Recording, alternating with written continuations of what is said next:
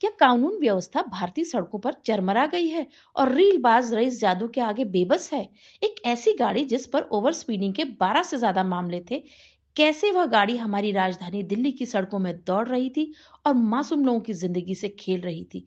कैसे उस गाड़ी को एक लड़का बिना लाइसेंस के चला रहा था? अगर वह उस गाड़ी से किसी की जीवन लीला को समाप्त कर देता है, तो उस पर कत्ल की धारा क्यों नहीं लगाई जा सकती? ऐसे कई सवाल हैं जो हमें बहुत परेशान कर देते हैं। क्या साहिल की मां को कभी न्याय मिलेगा? Hello everyone. आज बात करते हैं साहिल के साथ हुए इस अन्याय की। 3 फरवरी को दिन में करीब 12 बजे दिल्ली के द्वारका का साहिल धनेसरा अपने ऑफिस अपने बाइक से जा रहा था। ठीक उसी समय एक अमीर रीलबाज 17 साल का लड़का, जिसको ठीक से गाड़ी चलानी भी नहीं आती थी, जिसका नाम है अक्षत्रा, एक एसयूवी स्कॉर्पियो चला रहा था।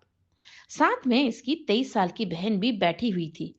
यह सो कॉल्ड नाबालिग लड़का रॉन्ग साइड से एक बस को ओवरटेक कर रहा था। रील बनाने के चक्कर में इन्होंने सामने से आ रहे साहिल को जोर से हिट कर दिया और 23 साल के साहिल ने मौके पर ही दम तोड़ दिया। उसके बाद इसी स्कॉर्पियो ने और इसी लड़के ने कैब ड्राइवर को भी टक्कर मारी और वो कैब ड्राइवर अभी भी हॉस्पिटल में एडमिट है।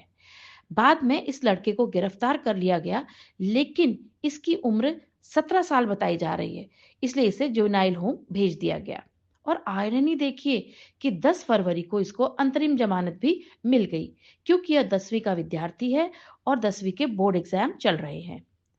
और एक माँ के इकलौते बेटे को मारने वाले, एक माँ की कोख को उजाड़ने वाला यह बच्चा 10वीं के एग्जाम दे रहा है। क्या कानून व्यवस्था इतनी बेबस है आज? जब साहिल की मां को यह बात पता चली, तो उनके सब्र का बांध टूट गया। उन्होंने सोशल मीडिया पर एक वीडियो डाला और इसके बाद यह मामला सबके संज्ञान में आया। अक्सर हमारे देश में ऐसा देखा गया है कि रोड एक्सीडेंट्स में जनरली जो ड्राइवर है वह महंगे वकीलों की बदौलत साफ बचकर निकल जाते हैं। इस मां का दर्द तो अब हम में से कोई भी दूर नहीं कर सकता। अगर गुनहगारों को सजा मिल जाए तो शायद उनके दिल को थोड़ा सा सुकून मिले। साहिल एक बहुत ही होनहार छात्र था, उसके बहुत हाई एम्बिशंस थे।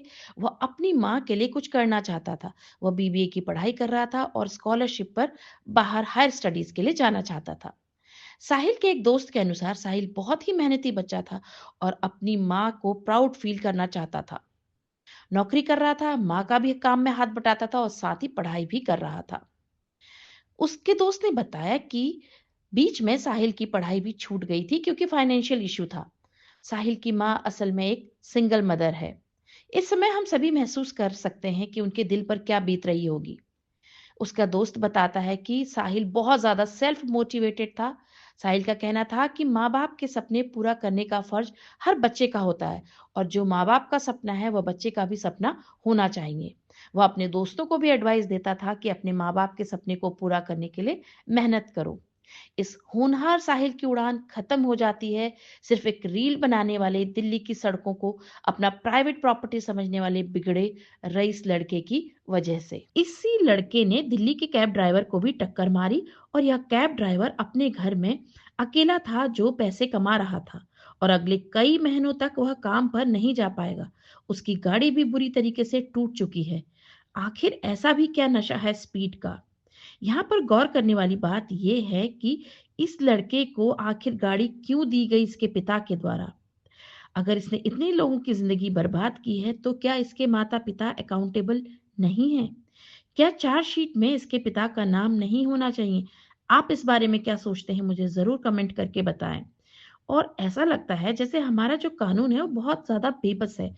असल में ऐसा लगता है जैसे हमारा कानून बहुत कठोर नहीं है रोड एक्सीडेंट्स के मामलों में, क्योंकि नाबालिग होने के नाम पर इस लड़के को भी जमानत मिल गई है।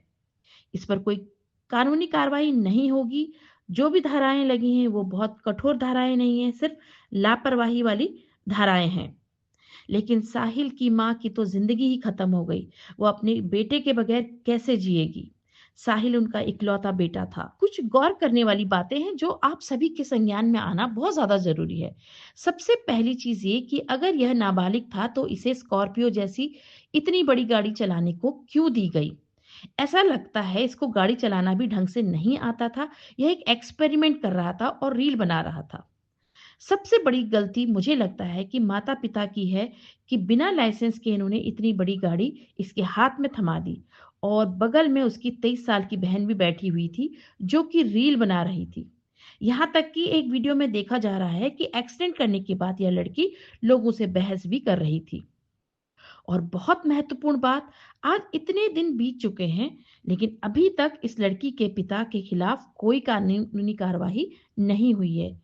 हालांकि एक वीडियो में देखा जा सकता है कि इसके पिता बार-बार कह रहे हैं कि वह शर्मिंदा हैं, लेकिन क्या शर्मिंदा होने से साहिल वापस आ जाएगा? नहीं ना। मुझे लगता है कि इसके पिता भी उतने ही जिम्मेदार हैं इस हादसे के जितना कि यह लड़का। एक और गौर करने वाली बात यह है कि इस गाड़ी का ऑलरेडी ओवर स्पीडिंग के 13 चालान हो चुके थे और फिर भी ये गाड़ी बेखौफ दौड़ रही थी हमारी राजधानी में। इस गाड़ी को आखिर पहले क्यों नहीं रोका गया? उम्मीद है साहिल की मां को न्याय जरूर मिलेगा और उनके इस न्याय के संघर्ष में हम सभी दिल से उनके साथ हैं। धन्यवाद।